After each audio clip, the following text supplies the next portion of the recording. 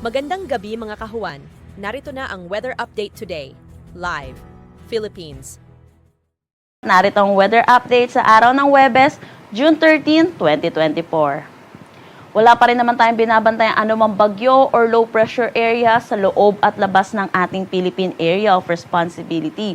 Pero southwest monsoon or hanging habagat ang nakakaapekto dito sa may western section ng Mindanao. Kung may kita po natin, may mga kumpul tayo ng kaulapan dito, kaya asahan natin makakaranas ng maulap na papawirin na may mga kalat-kalat na pag-ulan dito sa may Bangsamoro, Zamboanga Peninsula, Soc-Sargen, Northern Mindanao, pati na rin dito sa may Palawan. Samantala, kung makikita po natin dito sa satellite imagery po natin, may mga umuusbong po tayong mga kaulapan. Ito po ay yung mga localized thunderstorm.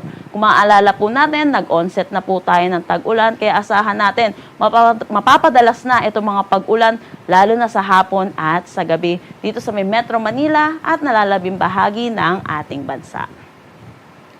Para naman sa magiging panahon natin bukas, kung makikita natin, magiging maaliwalas ang panahon dito sa May Luzon. Asahan natin magiging mainit at maalinsangan lalo na sa tanghali hanggang hapon na may mga tsansa ng localized thunderstorm pagdating sa hapon at sa gabi.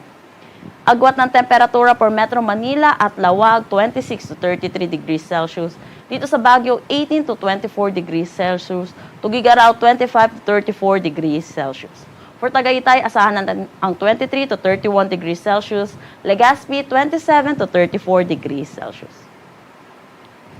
Kung makikita po natin dito sa Palawan, makakaranas sila ng bahagya hanggang sa maulap na papawirin. Asahan din natin, magiging malaki ang tsansa ng mga localized thunderstorm or mga pag-ulan, lalo na sa hapon at sa gabi dito sa may Palawan, pati na rin dito sa may Calayan Islands.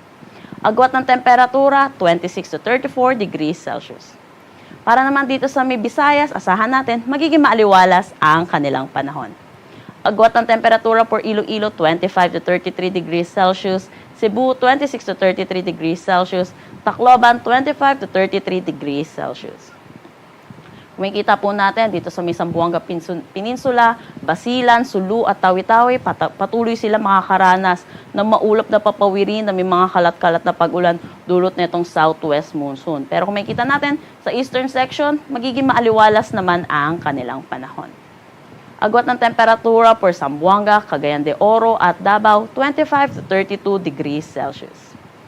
Wala naman tayong nakataas na anumang gale warning sa anumang seaboards ng ating bansa. Ang sunset mamaya ay 6:26 p.m.